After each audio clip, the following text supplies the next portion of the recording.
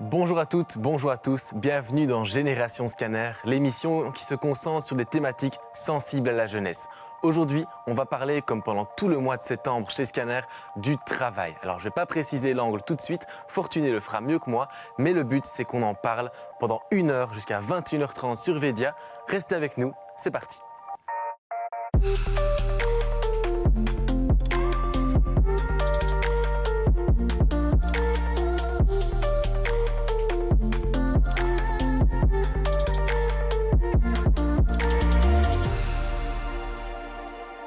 Je viens de le dire, on est parti donc pour 1 heure ici en compagnie de 3 jeunes, trois jeunes qui font partie aussi de Scanner. Donc c'est une ASBL, je ne l'ai pas précisé juste avant, qui va parcourir toute la Wallonie et aussi Bruxelles pour récolter l'avis des jeunes sur des thématiques qui leur sont sensibles. Et aujourd'hui, on va parler du travail. En fait, pendant tout septembre, on vous le voyez peut-être si vous nous suivez sur nos réseaux, dans nos dossiers thématiques, dans les émissions qu'on fait, on parle de cette thématique.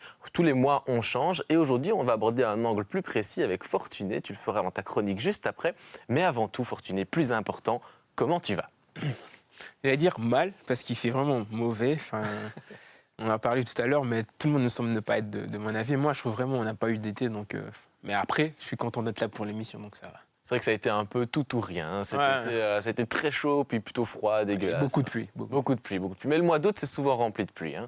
Dis, Fortuné, j'ai une petite question pour toi qui paraît un peu comme ça, n'avoir rien à voir, mais t'en es où, toi, dans tes études ?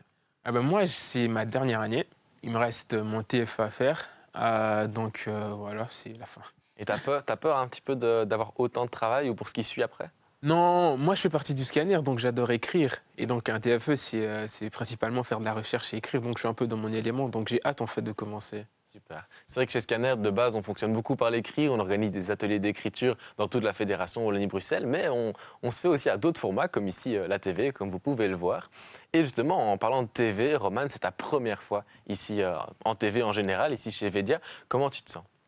Je suis un peu impressionnée justement par cette première expérience TV avec tous les micros, toutes les caméras et tout ça, mais vu que je suis bien entourée, je suis sûre que ça va aller. Tu m'enlèves les mots de la bouche parce qu'à chaque fois je le dis, c'est que vous êtes bien entouré ici, donc il ne faut pas se laisser impressionner par toutes ces caméras et toutes ces lumières. Même question que pour Fortuné, t'en es où toi dans ton parcours professionnel ? Du coup, moi je viens de finir mes études d'architecture à l'Université de Liège, donc je suis diplômée. Félicitations. Merci. Et du coup, à mon avis, moi je vais plutôt continuer soit dans un post-master ou en tout cas me former. Donc moi, je vais continuer dans les études. Le travail, il attendra encore un petit peu. Tu n'en as jamais assez. Voilà, jamais assez. Tu continues, c'est vrai, on te souhaite beaucoup de chance. Merci. Et il y a une deuxième première fois ici autour du plateau, c'est Alexandra. Alexandra, c'est ta première fois chez Vedia aussi. Comment tu le sens ? Oui, un peu stressée forcément. Oui. Oui. C'est logique. C'est logique, c'est quand même une épreuve de passer ici en TV. Il faut pas se louper. Mais voilà, on est bien accompagnés, donc ça va aller. Et toi, t'en es où dans ta situation professionnelle ? Moi, j'ai débuté ici la semaine passée une formation à la PAC. C'est une formation pour devenir animatrice socioculturelle. Et en octobre, je vais aussi, en parallèle, faire une formation à l'IFA-PME en art-thérapie. Écoute, plein de chance pour toi aussi. Je l'ai abordé au début de l'émission, on va parler du travail, mais un angle un petit peu plus précis quand même. Comme à chaque fois, on essaie de diversifier dans nos dossiers, dans nos réseaux, dans nos émissions, à chaque fois aborder un angle plus précis de la thématique. Et ça, c'est Fortuné qui va la présenter avec la séquence Le Chiffre. Donc, on va parler de notre séquence, de ce que j'appelle ma séquence, parce que je le fais le plus souvent. Donc ici, on a deux nouveaux chroniqueurs et on a aussi probablement des nouveaux spectateurs. Et donc, je vais un peu réexpliquer en quoi ça consiste. Très simple, je pose pas une question. Un chiffre va être projeté et on va faire un tour de table. Et en fait, je vais vous demander à quoi ça vous fait penser. Je donnerai la réponse et ensuite, il y aura une courte explication. Et puis, c'est très simple, c'est juste ça. C'est quoi alors ce chiffre ? 15. Si vous voyez 15, ça vous fait penser à quoi ? Et toi, Romane ? Écoute, je me dis, un pourcentage, ça me paraîtrait peu. Donc peut-être, vu qu'on parle des jeunes, peut-être un âge. Mais maintenant, va savoir quel est le sujet par rapport à ça, je ne sais pas. Mais... Oui, ça m'ennuie un peu parce que moi aussi, j'allais dire un âge. Je me dis, c'est peut-être 15 ans, c'est peut-être la moyenne à la... Enfin non, l'âge auquel on peut commencer à travailler, c'est possible, je ne sais pas, c'est pas 16 ? Je m'y perds. Franchement, vous savez, j'aime bien. Okay. Et toi, Alexandra ? Je pense un peu comme Roba et Roman, en fait. Je pensais plus à un âge à première vue, mais c'est vrai que j'ai pas vraiment d'idée de ce que ça pourrait être. Hein, franchement, je suis fier de vous, hein, parce que c'était chaud, comme on dit. Donc en fait, 15 ans, c'est l'âge c'est l'âge auquel s'estompe l'obligation scolaire à temps plein en Belgique. Et donc en Belgique, à partir de 15 ans ou plus, un jeune peut légalement travailler en Belgique, comme je viens de le dire. Mais c'est une exception, parce que le travail des jeunes est interdit ici. Donc en fait, on a une réglementation spécifique qui s'applique à eux. Et ces jeunes, en fait, n'ont pas accès à tous les métiers. Et comme on verra par la suite, ils ne peuvent que travailler à temps partiel. C'est donc un statut un peu différent. Voilà, ils sont pas soumis au droit commun du travail. Et donc, en fait, dans la réglementation, on parle de jeunes travailleurs. Et donc, qu'est-ce qu'un jeune travailleur ? Il y a une série de critères en fait, à remplir pour être considéré comme un jeune travailleur. Mais dans un premier temps, il ne faut plus être soumis à l'obligation scolaire à temps plein. Et donc, il faut avoir 15 ans, comme je viens de dire. Et ensuite, on va voir, en fait, en Belgique, quand on parle de l'obligation scolaire, on ne parle pas de l'obligation d'aller en cours. On parle de l'obligation de suivre un enseignement. Donc cet enseignement peut avoir lieu à domicile ou dans un établissement scolaire. Et donc c'est ça qui fait vraiment la spécificité de la Belgique. Je ne sais pas si vous saviez ça, vous. Non, pas du tout. Et donc, on peut avoir des cours à domicile Voilà. qui seraient officiels, qui seraient reconnus. Voilà. Donc en fait, il y a des examens à passer à la fin. Okay. Donc souvent, c'est un parent qui donne ces cours-là. Et l'enfant va suivre le cours à la maison. Il va passer des examens. Et ensuite, on enverra ça à la Fédération Wallonie-Bruxelles pour voir que voilà, c'était bien fait ou pas. Et donc voilà, c'est une spécificité belge. Okay. Et donc il pourrait arrêter, entre guillemets, ces secondaires. Enfin, il y a un lien avec les primaires et les secondaires. Voilà, donc on va poursuivre par la suite. Ici, voilà. J'ai devancé. Il y a d'autres explications. Et donc ici, vous voyez, c'est mis maximum 7 années d'enseignement primaire. Ça vous semble bizarre et ça ne veut rien dire. En fait, ça veut juste dire qu'il faut avoir son CEB. Ah oui. Donc ce jeune de 15 ans doit avoir son CEB. Ensuite, il y a un autre critère qui est un minimum avoir les 2 années secondaires. Donc ce jeune de 15 ans doit avoir réussi sa première année secondaire et être en deuxième année secondaire. Et ici, il y a une spécificité, c'est qu'il n'est pas obligé d'avoir réussi sa deuxième année secondaire. Et donc ce jeune qui, à l'âge de 15 ans, a son CEB et en deuxième secondaire, il pourra travailler à temps partiel et poursuivre et suivre un enseignement à temps partiel. Okay. Donc c'est hyper intéressant. Mais on va encore rajouter de la complexité parce que le législateur belge adore la complexité. On est en Belgique, c'est normal. Voilà. Et donc à partir de 16 ans, tous les critères que je viens de vous dire ici, les conditions, on y tient un peu compte. Donc le jeune de 16 ans, il pourra travailler qu'il ait son CEB ou pas. Et donc là, tu parles des jeunes de 15, 16 ans, etc. Mais il se passe quoi en fait quand on a 18 ans ? Qu'est-ce qui change ? Voilà. Donc ici, comme je vais parler, c'est l'obligation scolaire à temps plein. Donc à 15 ans, à 16 ans pour tout le monde, cette obligation scolaire s'estompe de plein droit. Mais il reste soumis à l'obligation scolaire à temps partiel, parce qu'il doit suivre des cours. À partir de 18 ans, l'obligation scolaire à temps partiel disparaît de plein droit. Donc ici, il n'y a pas de conditions ici à respecter. À 18 ans, tu peux travailler à temps plein. Super. Okay. Merci Fortuné, on l'a compris. Donc on va parler de l'emploi chez les jeunes ici jusqu'à 21h30, tous ensemble. Et on va commencer par une petite introduction que Alexandra nous a concoctée selon ton vécu, si je ne me trompe pas. Parce que voilà, tu parles des études, tu parles de travail, Fortuné. En fait, il y a cette question de l'orientation après. C'est qu'est-ce qu'on fait après, comment on le fait. Et donc on écoute ton petit témoignage pour après dire, par rapport à tes thématiques, si on est d'accord ou pas d'accord. Salut, moi c'est Alexandra et je vais vous parler dans cette vidéo de mon parcours scolaire un peu compliqué et de comment j'ai fini par enfin trouver ma voie.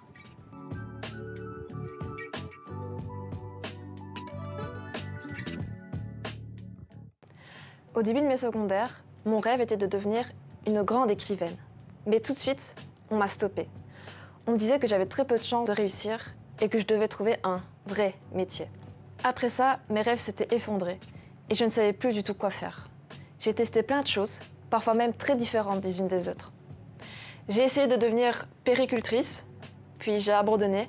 Après, j'ai eu mon CESS en sciences sociales et éducatives et je me suis lancée à l'université de Liège pour faire information et communication.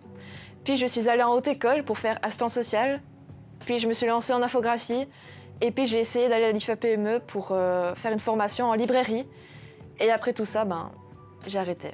Comme vous avez compris, c'est un peu compliqué pour moi de trouver ce que je voulais faire. J'ai erré plusieurs années, comme ça, à tester différentes choses, sans pour autant me trouver. J'ai essayé de trouver des solutions, et de demander de l'aide. Je me suis souvent adressée aux adultes aussi pour qu'ils puissent m'aider à m'orienter. On m'a redirigée vers le PMS de l'école, par exemple, mais ça ne m'a pas vraiment aidée. Ensuite, on m'a parlé du CIEP aussi, qui en fait est spécialisé dans l'orientation scolaire. J'y suis allée plusieurs fois, mais encore une fois, ça n'a pas vraiment été concluant. J'ai fini par trouver par moi-même, en faisant quelques recherches, le CERCO, qui est en fait spécialisé dans l'orientation professionnelle. Et là-bas, j'ai rencontré une dame super gentille qui m'a aidée notamment à mieux me comprendre. Mais ça ne m'a pas vraiment aidée à trouver ce que je voulais faire. Et je ne vous dis pas le nombre de tests que j'ai fait en ligne pour savoir quel métier était fait pour moi. J'ai toujours essayé de trouver une solution et je me sentais mal de ne pas trouver ma voie. En fait, j'avais l'impression d'être un peu à la traîne par rapport aux autres.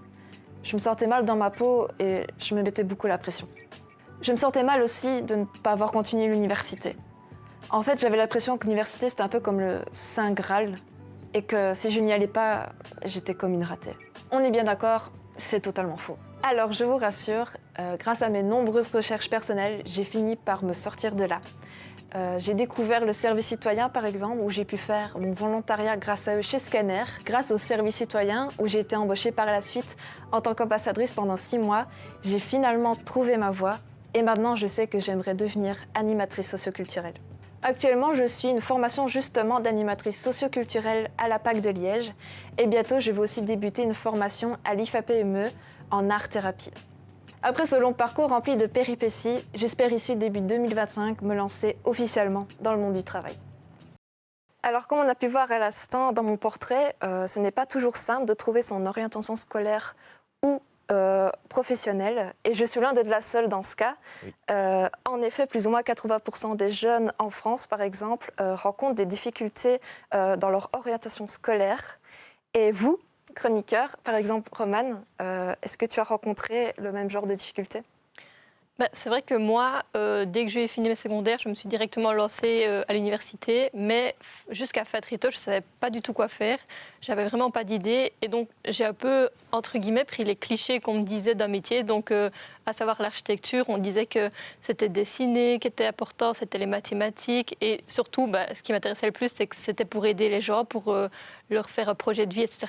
Et donc, c'est pour ça que finalement, j'ai décidé de me lancer et de tester un peu. Je me disais, on va tester, on verra bien ce que ça donne. Et si ça ne me plaît pas, j'arrête, je trouve autre chose. Et fort heureusement, ça m'a plu. Mais c'est vrai qu'au départ, je n'avais pas du tout d'idée de ce que je voulais faire, moi. Moi, je suis un peu passé par l'autre côté. Donc toi, tu n'as pas changé, tu t'es pas réorienté. Non, moi, finalement, je suis restée en archi. Et est-ce qu'on se connaît un petit peu autour de la table? Donc toi, Fortuné, toi, c'était la même chose? Moi, c'est totalement l'inverse. En fait, moi, je pense que je suis vraiment l'exception parce que souvent, quand les gens me disent « ouais, j'ai du mal à trouver ma voie et tout ça », moi, je suis là « ouais, purée, moi, depuis jeune, j'ai toujours su ce que je voulais faire ». En fait, moi, c'était vraiment... J'ai toujours voulu faire avocat. Donc, pour être avocat, il fallait faire des études de droit. J'ai fait des études de droit. Donc, j'ai eu la chance, en fait. Pour moi, c'est une chance de directement trouver sa voie.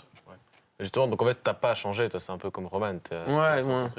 Moi, j'ai vécu une période, je pense, plus courte quand même que toi, Alexandra, comme ça, d'errance, en fait, où on ne sait pas trop ce qu'on va faire. J'ai commencé, comme vous, l'université. J'étais en ingénieur à ce moment-là, parce que je me disais, il faut la créativité, je suis bon en maths, je suis bon en sciences. Ingénieur, c'est fait pour moi.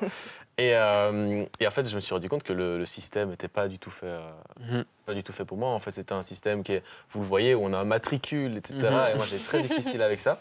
Et en fait, au milieu de l'année, après les résultats de février, je crois, ça m'a mis un sacré coup. Et moi, je l'ai vraiment vécu comme un échec terrible.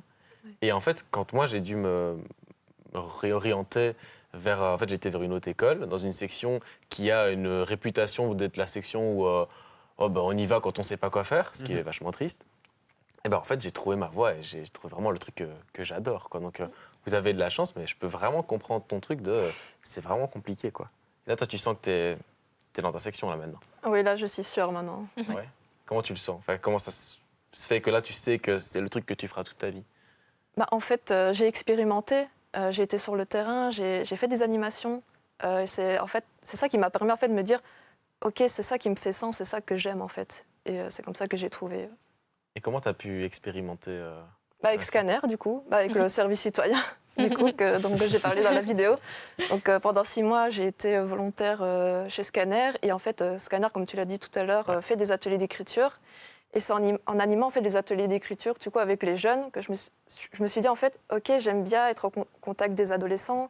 J'aime aussi la créativité. Et en fait, être animatrice socioculturelle, ça mélangeait vraiment bien les deux. Et je me suis dit que c'était parfait pour moi. C'est vrai que le service citoyen, ça a pu beaucoup t'aider. Et chez Scanner, n'oubliez pas Scanner, vous le voyez là. Je fais une petite fleur là, comme ça. Mais Scanner, c'est vraiment top. Ouais, voilà. Il y a plein d'aides comme ça qu'il peut avoir. Toi, tu as dit, on a parlé c'est le CIEP qui, toi, t'a pas forcément aidé. Moi, je sais que personnellement, moi, ça m'a aidé, par contre. Je l'ai aussi utilisé. Vous avez utilisé des outils ainsi, vous, des institutions, pour vous orienter, ou c'était déjà fait, quoi? Moi, personnellement, je sais que j'ai assisté à un ou deux salons des métiers, justement. Mais c'est vrai que du coup, je me suis directement dirigée vers l'architecture, entre guillemets, parce que c'était ce qui me parlait le plus, comme j'ai un peu expliqué. Mais du coup, c'est vrai que j'ai plutôt écouté des personnes parler de ça, mais ça ne m'a pas vraiment aidé, parce que ce qui est aussi compliqué, c'est que les études, c'est très différent de finalement le métier. Donc, finalement, c'est ça qui est un peu compliqué. Donc, moi, ça m'a bof aidé, je peux dire que c'était pas trop ça quand même. Ouais. Surtout à l'université, au final, que la différence entre les études C'est sûr, oui. Et le vrai boulot, entre guillemets. Oui, c'est totalement différent. Donc finalement, c'est un peu compliqué de savoir finalement si ça te plaît ou pas. Rien qu'en te basant sur les études, finalement, c'est pas du tout la même chose entre le métier et les études. Donc c'est toujours un peu compliqué de savoir, finalement. D'ailleurs, en parlant de l'université, on en a tous un peu parlé. J'en ai également parlé dans ma vidéo.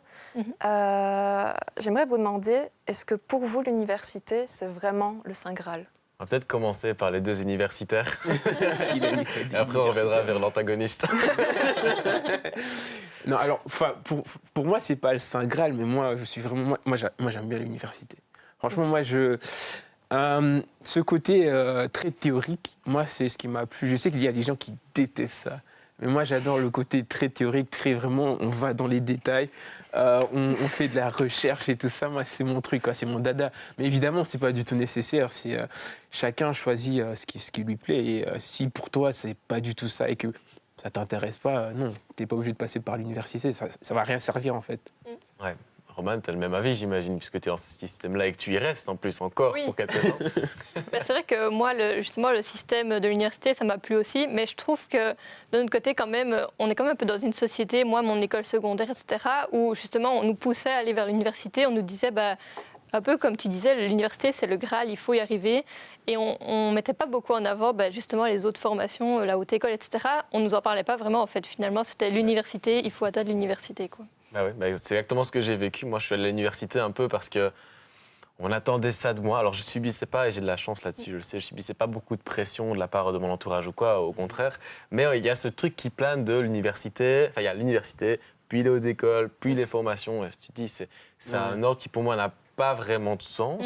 Parce qu'en fait, tu peux être super intelligent dans ton domaine, ultra doué, et être une nouille en étudiant.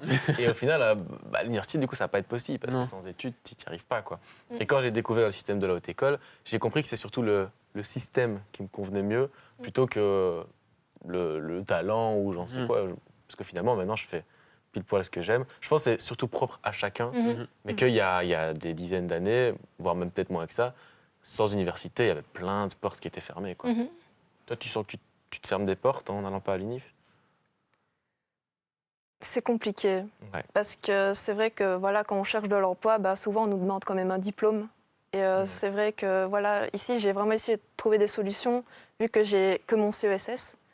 Je me sentais un petit peu coincée, je me disais, OK, là, ça va être compliqué de trouver quelque chose qui me plaît, et aussi d'être bien payé, parce que ça compte aussi, faut le dire.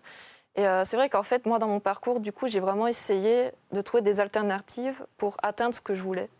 Et du coup, j'ai essayé de me créer des expériences. Donc, j'ai fait plein de choses. J'ai travaillé, j'ai fait du volontariat, comme vous avez compris. Et maintenant, j'essaie de faire des formations courtes, mais qui me conviennent et qui peuvent aussi m'aider par la suite. C'est vrai qu'il y a quand même ce truc encore de barème, etc., dans certaines professions où on le demande. Et même, moi, je suis dans le milieu de la communication.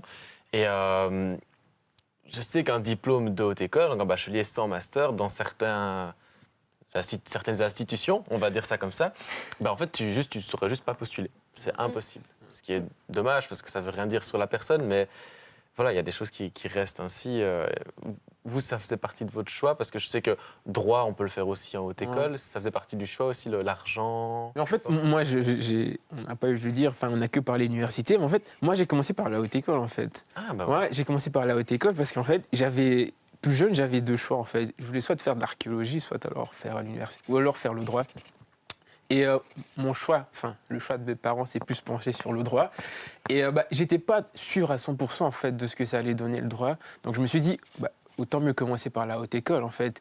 Et en fait, ça a été une expérience hyper enrichissante. Et c'était bizarre parce que c'était la première fois que j'entendais parler de la haute école. C'était quand je devais choisir mes études supérieures. Plus jeune, je ne savais même pas que ça existait. Et ça, j'ai trouvé ça super dommage en fait. Parce que je pense qu'il y a des gens qui sont intéressés par le droit, mais pour l'aspect plutôt pratique, tu peux très bien aller en haute école et tu auras une formation axée pratique et pas du tout, entre guillemets, perdre ton temps à l'université, là où on prépare plus le côté recherche, quoi, le côté théorique. Roman, niveau pratique, j'imagine que du coup, dans ton métier, il doit quand même y en avoir. Tu sens qu'il y a cette différence entre la haute école et l'UNIF Moi, en fait, c'est un peu particulier parce que du coup, là, il y a eu un peu une fusion entre l'université et la haute école. Donc finalement, je n'avais pas trop le choix que d'aller à l'université. Mais c'est vrai que, un peu comme tu disais, je trouve que dans mon métier, enfin dans mes études, je le ressens un peu moins, mais par exemple en droit, je trouve que c'est super important la haute école aussi parce que ça va t'amener beaucoup d'expérience, tu vas pouvoir faire des stages qu'à l'université, c'est pas toujours, on ne nous propose pas toujours ça. Par exemple, moi, pour vous donner un exemple, dans toute ma scolarité, j'ai fait des stages d'observation, mais un véritable stage où j'ai pu intervenir, j'en ai fait un pendant 10 jours. Sur toutes mes études, pendant 5 ans, j'ai fait 10 jours de stage. Donc, c'est quand même très, très peu pour finalement savoir, alors que la haute école, justement, elle valorise l'expérience, elle valorise tout ça. Donc, je trouve qu'il ne faut pas... c'est compliqué de mettre une hiérarchie, entre guillemets, entre l'université et la haute école. Ça ne doit pas être vu comme ça. Oui, c'est ça. C'est pas une hiérarchie. Moi, à titre d'exemple, j'ai eu donc que 3 années d'études. Mais pourtant, sur ces 3 années-là, j'ai eu 24 semaines de stage. Oui, c'est ça. Ce qui est quand même très différent par rapport à tout ça. Roman, je reste avec toi parce qu'on parle des questions et tout ça. On s'est demandé un peu si on était d'accord ou pas d'accord avec cette différence, université, haute école, formation, ou tout simplement pas de diplôme, c'est possible aussi. Et toi, tu nous as préparé quelques petites questions que l'on va devoir répondre. C'est un QCM.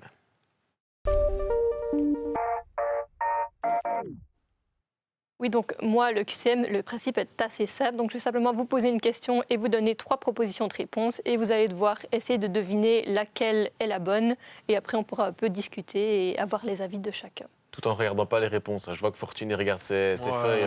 On ne triche pas, Fortuné. Et du coup, pour commencer, ma première question auquel je vous donne demander un avis, c'est quelle proportion en pourcentage de jeunes Belges estiment que l'école ne les prépare pas suffisamment au marché du travail? Donc, on a soit 10%, soit 25%, soit 50%. Donc, c'est plus ou moins. Et après, j'expliquerai un peu plus. Mais selon vous, quel pourrait être le pourcentage? Par exemple, on peut commencer avec Fortuné. Moi, je dirais 50%. Parce que je pense que pour moi, l'école n'a pas vocation à préparer au marché du travail. Ouais. Je suis complètement d'accord avec toi. Moi, j'aurais même dit plus, pour tout dire. J'aurais même dit plus de 50% parce qu'il y a plein de choses au niveau de culture générale qui sont super intéressantes.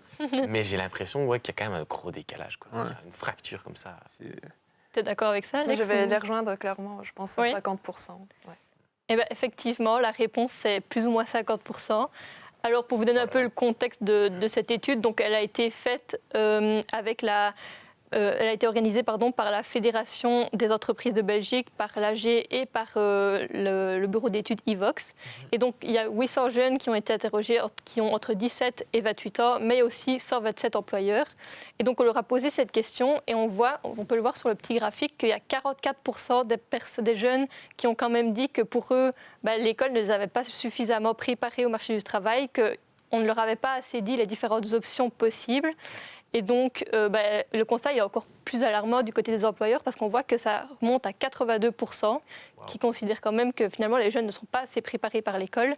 Et il y a eu plusieurs critères qui sont revenus dans cette étude, notamment l'importance du stage. Les jeunes trouvent que le stage est super important et qu'il devrait même être obligatoire. Et il y a aussi cette grosse différence et cette grosse difficulté entre les attendus des employeurs et finalement les compétences et les acquis que les jeunes vont acquérir du coup par leur parcours scolaire. Et donc je voulais justement voir avec vous, est-ce que vous avez l'impression, vous, qu'il y a eu des initiatives qui sont mises en place par l'enseignement avec l'école? Est-ce que vous trouvez qu'il y a des choses qui sont mises en place justement pour nous préparer au marché de l'emploi, quoi, en fait? Moi, ce qui m'inquiète, c'est que donc, c'est 17-28 ans, les jeunes. Donc, ça veut dire qu'on ne parle pas des secondaires. On parle des spécialisations. Donc, c'est des bacheliers, des masters, etc. Donc, ouais, non, c'est assez flippant de se dire que 80% des employeurs considèrent que ce n'est pas acquis. Oui. Et pour répondre plus ou moins à ta question, pour moi, comme ils ont dit, en fait, les jeunes, le stage, c'est super important. C'est là que tu vois le métier. Tu apprends plus en une semaine qu'en 3 mois de cours, pour moi. Oui, ça, tout à fait. Ben oui, et justement, un peu comme je disais par ma propre expérience, mais justement, un peu avoir votre avis, même si Robert en a déjà un peu parlé, je trouve que le stage, justement, on voit que en fonction des différentes études, il n'est pas du tout valorisé dans certaines études. Par exemple, j'expliquais mon expérience en architecture, mais chez toi, du coup, vu que tu as fait un peu haute école et un peu université, est-ce que tu ressens aussi ce constat comme quoi? Ah non, constat, moi c'est plus qu'un constat. Moi, je trouve ça c'est alarmant. Franchement, pour moi, c'est catastrophique. Nous, dans nos études de droit, en haute école, j'ai eu droit. Donc, j'ai fait premier bachelier, deuxième bachelier, troisième bachelier. Et en troisième bachelier, tu as tout un cadre de stage. Ah oui. Donc, plus ou moins 3 mois. Et puis, à l'université, donc, tu fais tes 3 ans de bachelier, puis tu as tes 2 ans de master. Et tu arrives en master D. En master D, je pense que tu dois effectuer 120 heures de stage. Enfin, Ah oui. C'est ridicule. Enfin, moi, je trouve que au bout d'un moment, il faut choisir en fait quel enseignement on veut promouvoir. Et moi, comme j'ai dit, moi, j'adore la théorie. Mais au bout d'un moment, on fait quand même des études pour travailler, en fait. Donc la finalité, c'est le travail. C'est très bien d'avoir des assistants et tout ça, mais le plus important, c'est que des gens puissent travailler parce que proportionnellement, les personnes qui continuent à faire de la recherche, c'est très peu par rapport à ceux qui rentrent dans le monde du travail. Donc il faudrait peut-être plus axer avoir un niveau plus professionnalisant qu'un niveau, théorique. Après, je comprends, voilà, moi je suis dans un domaine un peu spécifique où il faut quand même un bagage intellectuel qui est quand même assez costaud et solide, Bien sûr, oui. mais rien n'empêche que, voilà, c'est pas normal d'avoir que 120 heures de stage. Moi, je trouve ça... Ben oui. Et toi, Alexandra, du coup, toi, tu considères aussi du coup, que c'est super important l'expérience professionnelle, vu que, comme tu expliques, tu as fait beaucoup de petites expériences, donc... La théorie, c'est oui. bien, mais c'est pas ça qui va nous aider et qui va nous faire comprendre en fait si on est vraiment dans la bonne option, si c'est vraiment ça qui va nous plaire par la suite. Je pense que le stage, ça aide aussi vraiment à savoir si on a bien choisi ce qu'on veut faire. Moi, à titre d'exemple, à l'université, on avait des fois des formules qui faisaient littéralement une demi-page. Donc on devait faire des formules mathématiques sur différentes lignes, etc., tellement elles étaient longues. Et je me rappelle une fois avoir demandé à un prof, mais oui, mais ça, comment est-ce qu'on l'applique en fait? Genre, ça va nous permettre de faire quoi? Faire en sorte que le pont y tienne, un truc comme ça. Et il m'a dit, ah non, rien. Et ça m'a choqué. Voilà. Oui, donc avec ton exemple, on voit d'autant plus que l'expérience professionnelle et vraiment le stage, etc., c'est super important parce que apprendre juste par la théorie, c'est pas ce qu'il faut, c'est pas ce qui va nous aider. Et donc justement, pour un peu rebondir sur cette importance de l'expérience professionnelle, je vais poser une deuxième question, plus liée cette fois-ci aux employeurs. Et donc la deuxième question, voilà, c'est en 2022, d'après le bureau de recrutement Robert Half, dans combien de cas en pourcentage les employeurs disent favoriser l'expérience professionnelle au diplôme? Donc c'est de nouveau des pourcentages, c'est soit 16%, 34% ou 68%. Je commence parce que c'est mon dada. Moi, je vais toujours taper au 68, j'espère, je prie, parce que pour moi, c'est tellement plus important. Parce qu'en fait, genre, le diplôme est super important. Surtout dans le domaine très théorique, etc. Là, je pense que ça fait quasiment tout.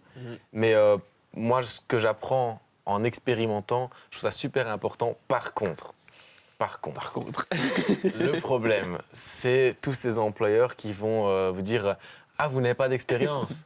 Bon, alors ce sera sans nous. Oui. Oui, mais tu peux avoir un junior qui a 5 ans d'expérience. Moi, en fait, ici, je vais en fait me baser sur mon expérience qui ne vaut absolument rien. Moi, je dirais plus entre 16 et 34% parce que je sais qu'il y a des domaines où le diplôme, alors là, c'est le Saint Graal. Si tu n'as pas le bon diplôme de telle université, alors franchement, on ne te regarde même pas. Donc, moi, je dirais 34%. Et toi, Je dirais 34% aussi. Et non, donc c'était Robert qui avait raison, c'était 68%. Et donc, moi, personnellement, quand j'ai lu ce chiffre, j'étais un peu alarmée. Je me disais, mais comment c'est possible? Mais donc, c'est environ 1800 répondants qui ont justement eu l'occasion de répondre à ce sondage et qui ont donc dit que justement, ils préféraient plutôt favoriser tout ce qui était l'expérience plutôt que vraiment la formation, entre guillemets, appropriée au métier. Et donc, ils mettent en évidence certaines caractéristiques, certains obstacles, entre guillemets, qu'ils peuvent rencontrer avec les jeunes diplômés, justement. Donc, je vais vous lire les principales qui sont sorties. Donc, ils mettent notamment en évidence le manque de compétences techniques des jeunes diplômés, mais aussi le manque de compétences de manière générale, les connaissances très limitées des systèmes logiciels et matériels, et enfin, les attentes salariales qui sont irréalistes et la surestimation de ses propres capacités. Donc, ça, c'est les principaux points qui sont mis en évidence quand on explique pourquoi on préfère plutôt s'adresser à l'expérience. J'avais une question, peut-être qu'il n'y aura pas de réponse, mais tu sais dans quelle branche d'activité ces questions étaient posées? Justement, en fait, c'était vraiment dans une large branche. On a essayé vraiment de toucher plein de publics différents. C'est ça, c'était vraiment un échantillon. On a vraiment essayé de toucher un peu tous les domaines pour pas que ce soit trop rassemblé. Et donc, justement, moi, je trouve ça assez critique. Mais je ne sais pas si vous avez aussi cette impression. Enfin, vous êtes aussi un peu choqué par ce chiffre. Ou bien, toi, Robert, tu as dit que tu t'y attendais un petit peu. Je m'y attendais un peu. Je trouve ça... En fait, quand tu m'as dit la question la première fois, je me suis dit oui, l'expérience professionnelle, c'est tellement mieux, etc. Et puis après, j'ai eu le truc de ah oui, mais non, mais comment est-ce qu'on acquiert l'expérience professionnelle si on sort de l'université, qu'on a entre guillemets que son diplôme en poche, ce qui est déjà énorme, mais il n'y a pas d'expérience. Et d'où du coup l'importance de revenir peut-être sur ce que tu as dit, toi, Fortuné, de rapporter un petit peu un côté plus professionnalisant, même à l'UNIF. Je pense que même l'UNIF, ça peut la servir en fait au final d'aider ces jeunes-là à aussi aller en stage, à aussi aller rencontrer des professionnels, parce qu'à tout moment, tu fais 5 années d'études et quand tu es dans le métier, tu n'aimes pas, tout simplement. Et donc, mais du coup, oui, je m'attendais quand même à un gros chiffre. Bah oui. C'est normal. Et vous, du coup, vu que vous aviez dit 34%, est-ce que ça vous étonne fort ou maintenant qu'on a un peu expliqué les raisons et les obstacles, vous trouvez ça plus ou moins normal entre guillemets? Non, je trouve normal. Si on prend vraiment tout le tissu économique belge, oui, c'est bien d'avoir un diplôme, mais si t'es pas en capacité de faire fonctionner des machines ou alors t'es pas en capacité de bien exécuter les gestes que tu dois exécuter pour ton métier, je vois pas l'intérêt. Donc, oui, je comprends, oui. Et toi, Alex? Un peu choqué, les 34%. 68%, c'est le double carrément. Oui, ça me surprend un peu. Je vous avoue que je suis un peu perdue. Mais oui. Et du coup, finalement, ça pose aussi la question de savoir, justement, comme tu en parlais, c'est un peu le Graal, l'université et tout ça, mais finalement, quand on voit ces résultats-là, on se demande, finalement, est-ce que c'est vraiment encore utile, limite, d'aller à l'université, d'avoir son diplôme, si de toute façon, c'est pas ça qui va primer? Je pense que c'est un mal pour un bien. Ce que tu vas acquérir à la haute école en tant qu'expérience professionnelle, tu vas pouvoir l'utiliser pour certains métiers. Et par contre, il y a des portes qui se ferment quand même quand on voit juste bachelier et qu'un master va pouvoir rouvrir. Et justement, on parle donc, des métiers, comme ça on se dit l'université, ça peut rapporter des fois un peu plus d'argent, accéder à des fonctions qui ont des plus hauts rôles. Et en fait, on peut se poser la question de est-ce qu'il vaut mieux un métier qui nous plaît ou un métier qui, c'est juste pour l'argent? Et pour ça, c'est bien de se poser la question entre nous, mais c'est aussi bien d'aller poser la question aux personnes derrière la caméra, aux personnes dans la rue. On allait faire un petit micro-trottoir où Victoria est allée dans la rue trouver les jeunes. Salut la team! Alors votre rentrée s'est bien passée? Eh bien quoi de mieux pour commencer cette rentrée en douceur que d'aborder le sujet du travail? Vous avez toujours voulu faire le travail de vos rêves sans vous soucier du salaire? Ou bien au contraire, vous préférez choisir un métier qui paye même si ce n'est pas votre passion? Est-ce que choisir un métier qu'on aime plutôt qu'un métier qui paye bien est l'une des clés du bonheur? C'est ce que nous allons demander aux jeunes dans cette séquence dans la rue.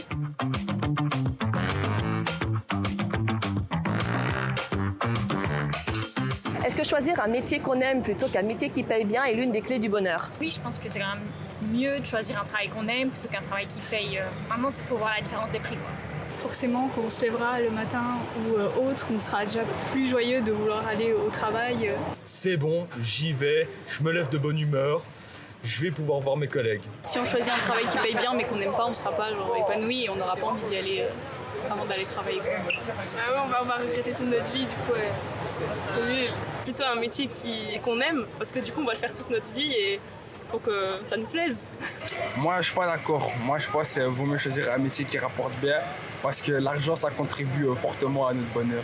Plus vous avez de biens, plus vous avez d'argent, plus vous pouvez vous permettre de faire quelque chose que vous aimez. L'argent fait le bonheur, du coup, avec le métier qui paye bien, on pourrait faire le bonheur. On pourrait acheter ce qui nous plaît dans la vie et donc avoir le bonheur qu'on souhaite. Je partage le même avis. Moi, je pense qu'il faut un peu des deux, parce qu'un métier qui nous plaît mais qui gagne vraiment pas bien, si on gagne pas bien et qu'après on a des problèmes financiers, ça peut être compliqué pour être heureux, quoi. Si à même un moment on n'aime pas, on est obligé d'aller travailler pour avoir de l'argent. Et si, autant choisir directement un travail qui nous rapporte mieux. Comme ça, en dehors du travail, on aura plus de liberté. Parce que être libre pour toi, c'est plus facile avec de l'argent? Oui, ça oui. On est plus libre de faire ce qu'on veut quand on a de l'argent, alors que quand on n'en a pas, c'est plus compliqué. Perso, moi, la liberté, c'est plutôt les rencontres qu'on fait, ce qu'on acquiert, les voyages qu'on fait. Et lui, il va devoir travailler peut-être toute sa vie parce qu'il va peut-être gagner 1400, il va peut-être vivre entre deux murs, comme on dit. Même les plus petites choses procurent un sentiment de liberté. Je ne suis pas d'accord. Mais toi, c'est tout le temps. Il y a beaucoup qui disent que l'argent, il fait pas le bonheur. Moi, je suis pas d'accord. Moi, je pense que l'argent, ça contribue fortement au bonheur. Je sais qu'il y a des gens qui font un métier qu'ils aiment, plus un métier qui gagne bien. Du coup, ils font deux choses à côté pour quand même faire quelque chose qu'ils aiment et en même temps gagner plus d'argent. Alors, mes petits chroniqueurs, les réponses vous ont convaincus? Et vous, alors, dans tout ça, vous en pensez quoi? L'argent ou la passion? À plus la team!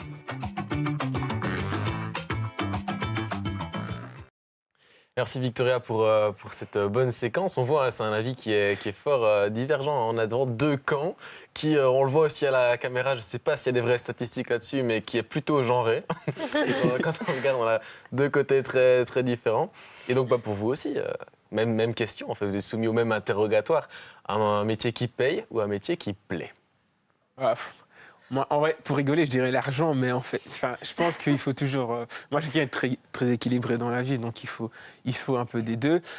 Mais je pense que, voilà, comme les gens ont pu le dire dans notre petite capsule vidéo, il faut quand même faire quelque chose qui a du sens pour soi, parce qu'on vit dans un pays où on va travailler très longtemps. Donc, je pense que pour tenir un peu le coup et continuer, en fait, à bien vivre la chose. Parce que travailler, ça peut être source de bonheur, mais ça peut être aussi source de malheur. Donc, il faut quand même essayer de trouver un juste milieu. Alex, toi, je peux envisager ta réponse avec le parcours que tu as eu, mais toi, c'est quoi? Clairement, si je devais travailler, c'est un travail par la passion, quoi. Ouais. Genre, je peux pas faire quelque chose qui n'a pas de sens pour moi. On a déjà une si courte vie. On passe toute notre vie à travailler à des heures pas possibles. On n'a peut-être que 2 jours de congé sur la semaine pour les plus chanceux. Je trouve que c'est quand même essentiel qu'on fasse quelque chose qu'on aime, tout simplement, parce que sinon, c'est juste pas possible, en fait. Et vous pensez qu'on peut quand même vivre de sa passion? Donc là, Alexandra vient de nous dire que c'est important de vivre de ce qu'on aime, en fait, au final, parce qu'on le fait toute notre vie.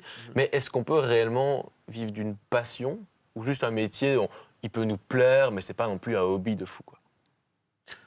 Vas-y. Moi, contrairement à Alexandra, moi, en fait, je comprends même pas le concept d'aimer son travail. Parce que pour moi, un travail, ça reste un travail. Et en fait, j'ai une relation très comment dirais-je, très sincère avec le travail. Je sais que le travail, quoi qu'il arrive, il y aura toujours ce côté, ça reste un travail, donc tu dois le faire. Et pour moi, la passion, c'est pas quelque chose que je dois faire. C'est quelque chose que j'aime faire, quoi qu'il arrive. Et donc, pas concilier les deux? Moi, franchement, je sais pas comment les gens font ça, mais même dans mon domaine que j'adore, je me réveille quand mon alarme sonne à 6h du matin, je suis là, ouf, je dois être dur. Et alors que pour ma passion, j'ai moins cette relation avec la passion que j'ai avec le travail.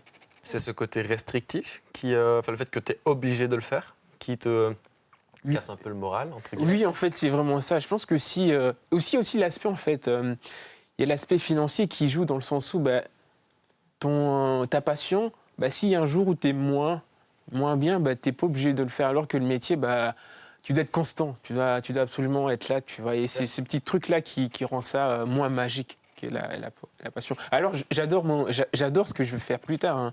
C'est pas du tout ça, mais pour moi, je sépare quand même les deux choses. Après, voilà, il y en a qui font du basket, ils font ça pour vivre, et je suppose que si j'étais basketteur professionnel, j'adorerais ça. Mais je ne suis pas basketteur professionnel. Il est encore temps. Roman, toi aussi, t'as dur à te lever le matin pour aller faire même ce que tu aimes? Bah, je pense que oui, parce que en fait, la différence aussi entre la passion et son travail, bah, c'est qu'il y a une certaine forme d'obligation qui va apparaître au travail. Et peut-être que, justement, un peu comme t'expliquais, il y a cette passion où on a cette liberté de faire, on peut la faire quand on veut, on peut faire un peu ce qu'on veut, entre guillemets. Et quand ça devient un travail, bah, on voit aussi tous les points négatifs. Comme tu dis, devoir se lever tous les matins, peut-être qu'il y a des jours où on a moins le moral, tout ça. Et du coup, ça ne devient pas une corvée, mais on sent que ça dépasse simplement le fait d'aimer quelque chose, finalement, on sent qu'on est obligé de le faire, tout ça. Donc oui, je pense que la passion, et puis même financièrement, parfois, c'est compliqué de vivre de sa passion. Donc il y a aussi ce souci-là. Est-ce que vraiment on arrive, par exemple, imaginons un peintre, est-ce que vraiment il arrivera à vivre de sa passion, de faire des toiles, d'être rentable, etc. Je ne suis pas sûre, moi. Donc toi, tu mettrais le mot liberté qui diffère la passion et le travail? Oui, enfin, moi je trouve que ça pourrait être un mot, parce qu'on peut bien sûr avoir une certaine liberté dans son travail, mais il y a toujours un cadre et peut-être des exigences qu'on nous impose, que la société nous impose dans le cadre de travail, que peut-être la passion, on est moins obligé de suivre justement ces exigences-là. Donc je pense que c'est pour ça que je mettrais le mot liberté, moi. Et toi, Alex, toi qui viens donc tu as trouvé ta voie maintenant, tu sens que dans ce métier que tu sens que tu vas aimer, etc., et que c'est ton domaine, tu sens que tu vas pouvoir être libre ou tu vas te sentir aussi contrainte comme ça? C'est quand même travailler, quoi. Parce que voilà, je parlais de passion, dans ma vidéo tout à l'heure, dans mon portrait, je disais qu'à la base, mon rêve, c'était de devenir écrivaine. C'est ça, ma passion. Ici, j'ai choisi de devenir animatrice socioculturelle parce que c'est ce qui me convenait le mieux. Mais mon rêve, à la base, c'est quand même d'être écrivaine. Animatrice socioculturelle, en devenant animatrice socioculturelle, en fait, je me suis dit, OK, je pourrais mieux vivre le travail comme ça, parce que ça rentre quand même dans mes valeurs. Et donc toi, ce qui t'empêche, entre guillemets, d'aller vers ton rêve, c'est le côté plus financier, alors? Ou la difficulté? Il faut aussi avoir de la chance. Hein. Il faut envoyer dans des maisons d'édition, se faire accepter. C'est un peu de la chance, quoi. Ouais. Donc, avec de la chance, il n'y a aucune certitude. Il fallait quand même que je trouve autre chose. Oui, après, les rêves, ils sont quand même aussi importants dessus. Donc, je te souhaite que tu continues quand même là-dessus. Vous aussi, vous avez des rêves qui diffèrent de votre métier actuel? Moi, personnellement, je pense que j'ai peut-être... L'architecture, bien sûr, me plaisait, mais de base, si j'avais pu aussi, moi aussi, je pense que vu qu'on est dans Scanner, ça s'explique aussi par là, mais j'aimais bien aussi tout ce qui était l'écriture et tout. Donc c'est vrai que de base, je me serais peut-être orientée vers des études de roman, c'est un peu... Voilà. mais du coup, un peu les débouchés qu'on disait de ces études, c'était soit tu deviens prof, on ne disait pas tu vas devenir écrivain, c'était tu vas devenir prof de français, et personnellement c'était pas quelque chose qui m'intéressait, mais c'est vrai que moi écrire un livre, etc., ça m'intéresserait bien, mais voilà, c'est aussi ça me semblait parfois un peu complexe à la tête, et c'est pour ça aussi que j'ai choisi l'architecture. C'est une certaine stabilité d'une certaine façon, donc voilà. Dans les milieux de l'art, de la littérature ou même du sport, c'est mieux que... On peut se dire, une fois qu'on est dedans, bien dedans, laisse tomber, on décolle comme pas possible, mais en même temps, les atteindre, c'est fou. Parce que, de base, moi aussi, chez Scanner, on aime bien écrire. Je pense que vous avez compris, là. De base, moi aussi, il y a ce truc de l'écriture que j'adore faire, et j'écris des romans et tout ça. Mais du coup, j'ai réfléchi à faire les romans, comme tu as dit. En plus, j'aimais bien le latin, j'aimais bien le grec. Mais je me suis rendu compte que là-bas, c'était des gros cours d'histoire, en fait, au final.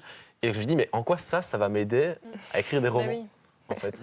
Donc, des fois, on a des rêves, mais c'est peut-être bien aussi de les garder séparés. Toi, tu les gardes séparés, du coup, j'ai compris. Oui, moi, si j'avais... parce qu'Alexandra parle de métier de rêve, de métier passion. Moi, c'était l'archéologie. Mais mes parents n'étaient pas très fans d'Indiana Jones, donc j'ai vite oublié ça. Mais moi, je sépare les deux choses. Je trouve que, pour moi, la passion, ça doit rester pur. Et je trouve que... non, j'ai pas envie que ma passion devienne un métier. Ouais, de toute façon, on sait tous très bien que le rêve de tous, c'est de passer à 20h30 sur Védia.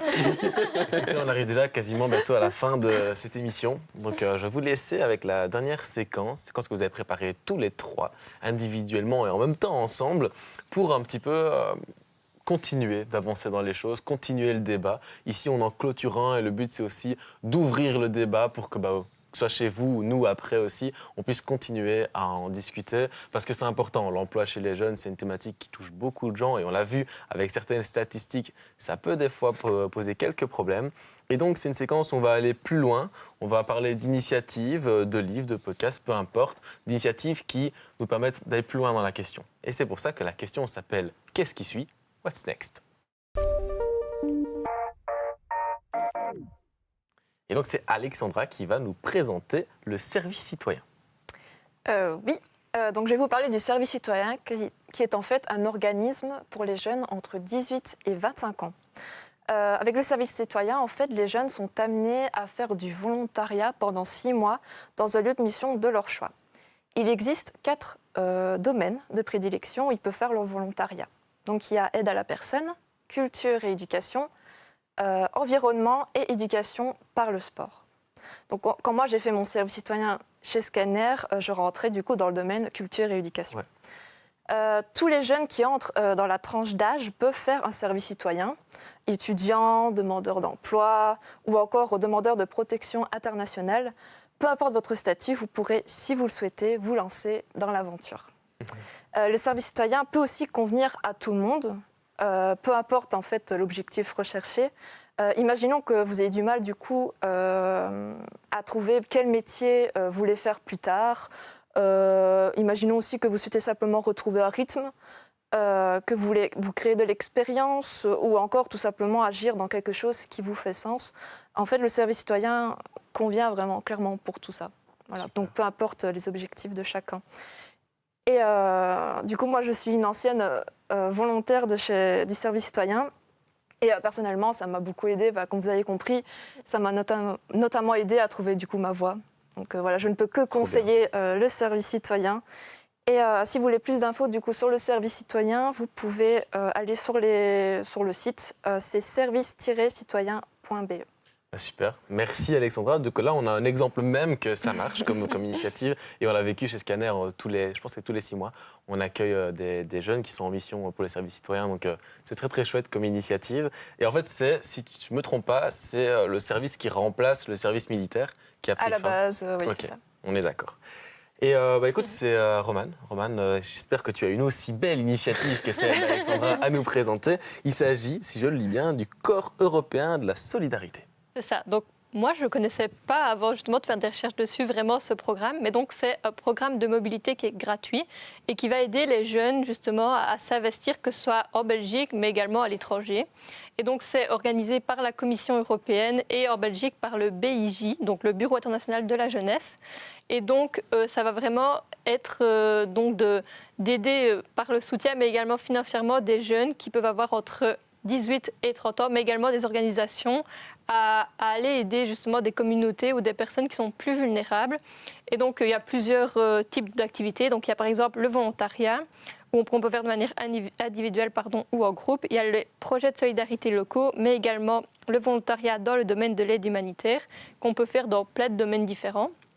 Et donc, c'est vraiment en fait un programme qui permet justement d'acquérir une expérience nouvelle où justement on met en avant la solidarité, tout ce qui est la tolérance, etc. Et donc je trouvais que c'était vraiment un programme intéressant parce que pour les jeunes qui sont peut-être un peu perdus, qui ont envie de faire quelque chose de leur vie mais qui ne savent pas sur le moment quoi faire, ça permet justement de faire une expérience où on va aider son prochain, on va aider l'autre, on peut découvrir peut-être des passions, un domaine qui nous intéresse. Donc c'est pour ça que je trouvais ça intéressant de vous parler justement de ce programme.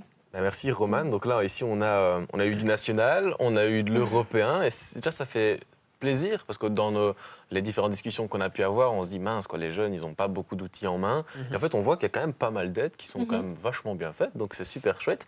Et après le national et l'européen, on passe à une ASBL que Fortuné nous présente. Ouais, je vais vous parler de Inclusion ASBL, donc une ASBL qui opère au niveau de Bruxelles et de la Wallonie, donc ce qu'on appelle communément la Fédération Wallonie-Bruxelles. Et en fait, c'est une ASBL qui vient en aide en fait, aux personnes qui sont en situation de handicap tout au long de leur vie. Et le travail fait partie de la vie des personnes. Et en fait, c'est une ASBL qui s'est rendu compte que les personnes en situation de handicap ont vraiment du mal à trouver un métier, un emploi qui va en fait leur permettre de s'épanouir, en fait, de trouver du bonheur et du sens dans ce qu'ils vont faire. Et donc, Inclusion ASBL intervient en fait auprès de ces personnes pour les aider en fait à trouver un emploi qui est convenable pour ces personnes. Et en fait, va aussi intervenir au niveau des employeurs pour voir ce qu'on peut mettre en place pour qu'une personne qui a un handicap spécifique puisse travailler malgré son handicap. Et donc, ils ont aussi ils ont une page Facebook et ils ont aussi un site internet. Donc, la page Facebook pour retrouver Inclusion ASBL, c'est Inclusion ASBL. Et le site internet, c'est inclusion-asbl.be. Et je trouvais que c'était une chouette initiative parce que voilà, on sait que c'est difficile de trouver du travail en tant que jeune. Mais en plus de ça, si on est en situation d'handicap, c'est encore plus compliqué. Donc voilà, je trouvais que c'était intéressant de mettre en avant ce genre d'ASBL qui permettent en fait aux gens de pouvoir trouver le bonheur. Nickel, c'est une très belle fin que tu nous proposes là, Fortuné. Merci Fortuné, merci Romane, merci Alexandra pour cette belle émission. Merci. Je dois rappeler pendant un mois, non, quand même pas, pendant 1 heure. Pendant 1 heure, on vient de parler de l'emploi chez les jeunes parce que tout ce mois-ci, en septembre, chez Scanner, on aborde le sujet du travail. Le mois prochain, on abordera le sujet de la santé mentale avec de nouveau des émissions radio et TV, avec des dossiers thématiques et surtout nos réseaux. Donc si vous voulez en savoir plus et suivre une très belle initiative comme la nôtre, je vous invite à nous suivre. On a tout, Facebook, Instagram, TikTok, LinkedIn, un site internet, Spotify. Enfin, si vous ne nous trouvez pas, c'est vraiment que vous le faites exprès. Donc voilà, je vous invite à nous suivre sur tout ça pour avoir des nouvelles de tous ces jeunes qui ont beaucoup de choses à dire. C'est important d'écouter la jeunesse.